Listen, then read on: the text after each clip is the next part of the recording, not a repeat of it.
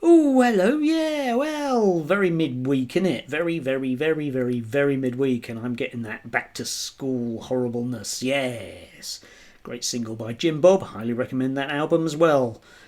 Anyway, yesterday, just as an apropos of nothing, I did have to smile at this. One of those kind of totally out there irony free zones that you can only get on GB News or, well, maybe the Telegraph or maybe the Mail or the Times or the Sun or the Express or Talk TV or the Spectator or, well, basically any of them, basically. But yeah, it was former Conservative advisor Charlie Rowley discussing the reality of the small boats crisis and see if you can spot the problem with this, right? If you dare talk about immigration, you're branded as part of the far right bandwagon. You are even locked up if you make comments on social media. Yes. Dreadful, isn't it? I mean, it's real, it's real. They lock you up for mentioning England. Yes, as certain comedians might well poke fun at. It's basically Stuart Lee all over. What, you can't mention England? What, they lock you up for it? Yes. Yes, anyway, there's Charlie Rowley saying that you get banged up for mentioning things that he does all the time on GB News. Yeah, me neither. Anyway, of course, yesterday was Nigel Farage's big day, or not particularly big day. I actually did watch that live before I popped out to see an ex-pupil of mine who's, well, doing rather lovely, which is lovely, lovely, lovely. Love to see young people flourishing. Yes, despite having a Marxist as a teacher. Dreadful, dreadful, dreadful. Anyway, yeah, Nigel Farage, who was standing in front of one of those kind of pattern film size Union Jacks. Yeah, there's a subtle message, and was telling us all about what he was going to do. I was struck though when watching it live by basically Farage isn't a very good speaker. I mean, he's not as monotone and flat as Keir Starmer is, but nevertheless he has no real speech making ability at all. Zia Youssef has more stage presence than he does, and nobody came there to see Zia Youssef because, of course, they're all Farage fanboys. And well, they did actually this time around allow questions from the press, and of course, it was all about immigration. And Farage is going to deport 600,000 people in the course of the next Parliament, which he's definitely going to win. And he's going to make loads of changes to the laws, and he's going to bring in a Bill of Rights. And, well, he tried fielding questions at the end. At least they had questions at the end, because sometimes they don't. That's usually a Conservative ploy. But they were mostly about, well, what exactly happens when we send people back and they die? And effectively his answer was, yeah, they're just going to die. It was kind of neatly brushed over. And we're just going to make deals with countries, and 600,000 people will go because all the countries will want them back. End of, and we'll do things economically with them if they won't.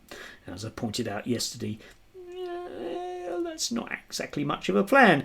There was a long piece in the Telegraph, which even before you got to the Nigel Farage bit was sort of prefaced highly about with, well, we definitely need to do this because of how dreadful things are.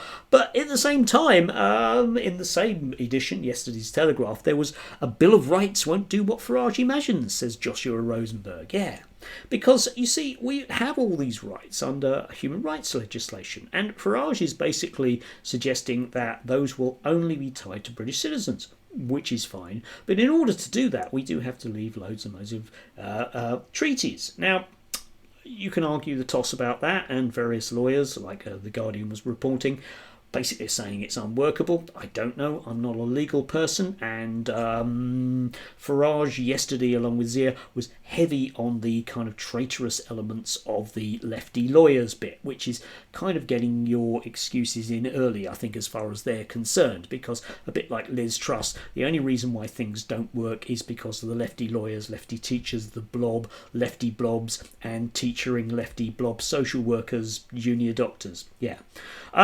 It's mostly unworkable, but the whole Bill of Rights thing is an intriguing one, because I wouldn't mind a Bill of Rights personally, which would enshrine very much in British legislation the kind of things that I have now. But I do have the feeling that I won't have the things that we have now. I have the feeling that we'll have a lot less. Of course we will, because that was the whole plan when the Tories tried to bring it in last time under Dominic Raab, which got nowhere because it would have just hit the buffers. Because nevertheless, even if you're going to basically line line up judges once, 10 of them a day and shoot them, you still end up with legal problems, of which there are multitude, with trying to throw people out of the country if they may or may not belong here. And as I said yesterday, again, there's the whole problem with Windrush, and that's where the whole Theresa May thing hit the buffers, and we ended up deporting nobody. Now,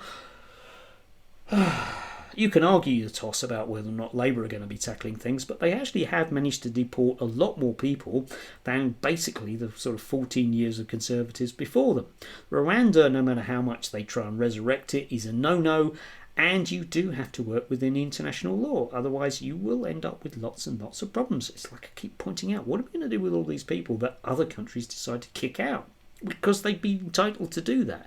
If we're going to decide to treat their, dual nationals or nationals in a particular way, they have no incentive necessarily, despite what Farage says about foreign aid, to play ball with us. After all, they are swarthy foreigners who we know we can't trust, although allegedly that'll be fine with the people we're going to send to their deaths in Afghanistan.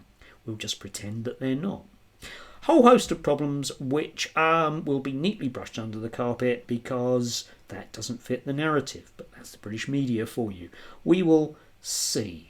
Not convinced. Not convinced because, well, I don't think you can deport 600,000 people without problems. And I don't earnestly believe you're going to get £10 billion worth of savings out of it anytime soon, and it doesn't address all the other things. I mean, if you go through the Telegraph from yesterday, there are other articles about various problems like demographic decline and pensions and everything else, and you have to start answering all of those questions about what exactly we're going to do with 600,000 predominantly working age and active people in this country.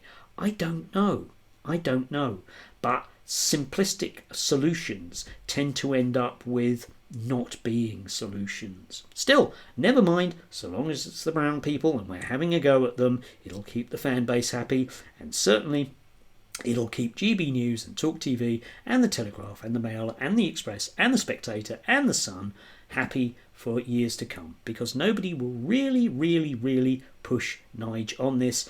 And if he says, I don't know, and anyway, just to make an omelette, you have to crack a few heads, it'll be perfectly acceptable, because after all, he's just intending to be Prime Minister. I mean, have you ever known Nigel not to deliver on something like Brexit? Do have a lovely day if you can do, and if you can't, it's probably your own fault. Let's face it, we live in that kind of individualised society. You can't blame everything on society, all right? It's your fault.